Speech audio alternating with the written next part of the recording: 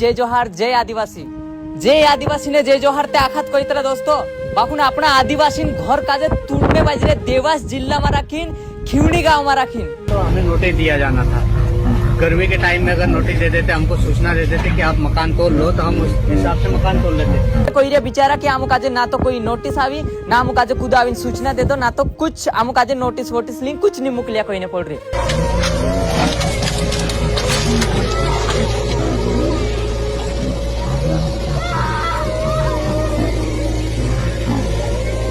मतलब सबसे इम्पोर्टंट रहित घर तिना घर काजे तुम जेठेवडी तुन्ने बाजरिया तीनू काजे तुम उनावे कोई देता नोटिस रहितो काई भी रहितो। देखो आदिवासी जल जमीन जायदाद आखो आदिवासी से कोई न पड़तो बाकू का गतो आदिवासी से मैं कही रही हूँ हिमी भी अगर आदिवासी नहीं जागे ने ती भाई आपण ते लोया समझी लेऊ तुम काई।